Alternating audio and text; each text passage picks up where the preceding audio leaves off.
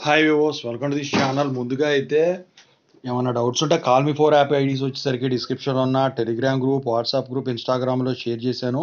ఖచ్చితంగా అయితే కాల్ చేయండి, ఆ గ్రూప్స్లో జాయిన్ అవ్వండి. సో ముందుగా అయితే ఈ ఛానల్ సబ్స్క్రైబ్ చేసుకోండి, ఈ వీడియోని అయితే లైక్ చేసి షేర్ చేయండి.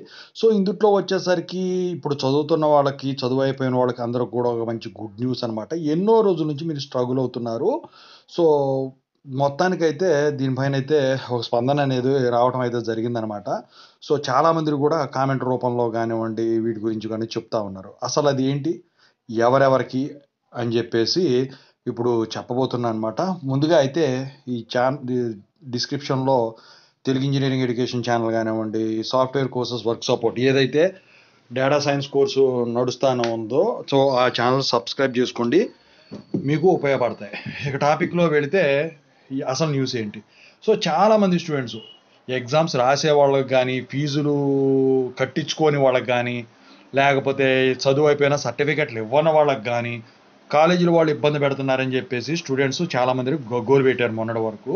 కొంతమంది అయితే 3-2 ఎగ్జామ్స్, 3-1 ఎగ్జామ్స్ ఫీజులు కూడా కట్టలేదు, పాపం ఫీజు కట్టలేదు అని చెప్పేసి వాళ్ళు కట్టించుకోలేదు అని చెప్పేసి. అంటే దీని అంతా కారణం ఏంటి, రీఎంబర్స్మెంట్ నిధులు రిలీజ్ కాపాడటం. ఇప్పుడు కొత్త ప్రభుత్వం వచ్చాక అసలు రీఎంబర్స్మెంట్ డబ్బులే పడలేదని చెప్పేసి కాలేజీ వాళ్ళు రీఎంబర్స్మెంట్ పడితేనే మీకు ఈ ఫీజులు కట్టించుకుంటాం, ఎగ్జామ్స్ రాయిస్తాం, లేకపోతే సర్టిఫికెట్లు ఇష్యూ చేస్తామని చెప్పేసి చెప్పారని చెప్పేసి చాలామంది స్టూడెంట్స్ మనకి చెప్తూనే ఉన్నారు. ప్లస్ ఇక విద్యాశాఖకి అయితే వీళ్ళు తీసుకెళ్ళటం అయితే జరిగింది. అయితే దాంట్లో భాగంగా విద్యాశాఖ తెలంగాణ బోర్డు వచ్చేసరికి హైయర్ ఎడ్యుకేషన్కి వాళ్ళు వచ్చేసరికి మార్గదర్శకాలు జారీ చేశారు.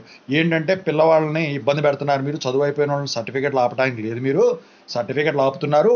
ఒకవేళ అతనికి చదువు అయిపోయింది, సర్టిఫికెట్లు వచ్చి ఉంటే అతనికి జాబ్కి కావాల్సింది, లేకపోతే ఎంఎస్ హైయర్ ఎడ్యుకేషన్కి కావాల్సింది సర్టిఫికెట్లు, కాబట్టి అవి ఆపడానికి మీరెవరు, మీరు కనుక ఇలాంటి పనులు చేస్తే మీకు రీఎంబర్స్మెంట్ అనేది ఫ్యూచర్లో లేకుండా చేస్తాం, ఇక కౌన్సిలింగ్లో కూడా లేకుండా చేస్తాం, మిమ్మల్ని బ్లాక్ లిస్ట్ చేస్తాం మీ కాలేజీని అని చెప్పేసి మొత్తానికి higher education for Telangana council వచ్చేసరికి ఈ నిర్ణయం తీసుకొని ఒక జీవోని అయితే జారీ చేసిందనమాట. ఎవ్వరూ కూడా ఇక పిల్లవాడికి సంబంధం లేని రీఎంబర్స్మెంట్ ఫీజు అది గవర్నమెంట్ రిలీజ్ చేయాల్సింది, కాబట్టి మీరు డిప్లొమాలో కానీ, బీటెక్ కానీ, ఇంకేదైనా కానివ్వండి, సర్టిఫికెట్లు ఆపడానికి లేదని చెప్పేసి వాళ్ళు చెప్పడం అయితే జరిగింది. సో ఇది అందరికీ గుడ్ న్యూస్ అయినప్పటికీ ఇందుట్లో వచ్చేసరికి ఒకటి ప్రొవైడ్ చేసి ఉంటే పోయేది. ఏదన్నా మెయిల్ ఐడీలు ఇలాంటివి ఏమన్నా ఇచ్చుంటే వాళ్ళు కంప్లైంట్లు వాళ్ళ బాధ చెప్పుకోవడానికి ఏదన్నా కాల్ సెంటర్ ఎగ్జిక్యూటివ్ లాగా ఏదన్నా నెంబర్స్ ప్రొవైడ్ చేస్తున్నా బాగుండేది దీంతో పాటు. కాకపోతే అదేం చేయలేదు, కానీ అన్ని కాలేజీలకి దీన్ని పంపించడం అయితే జరిగిందనమాట. మొత్తానికి అయితే ఇది అందరికీ గుడ్ న్యూస్. మీకైతే ఎవరికే ఆపరు, నాకు తెలిసి ఇప్పటికే చాలా కాలేజీలు ఆపట్ల, పాపం ఇచ్చేస్తూనే ఉన్నారు. ఎక్కడో 1-2 కాలేజీలు అట్లా చేస్తున్నారు. మొత్తానికైతే ఇదే అండి. మీకు ఇంకా ఏమైనా డౌట్స్ ఉంటే ఖచ్చితంగా అయితే కాల్ మీ ఫోర్ యాప్లో అయితే కాల్ చేయొచ్చు. Thank you so much.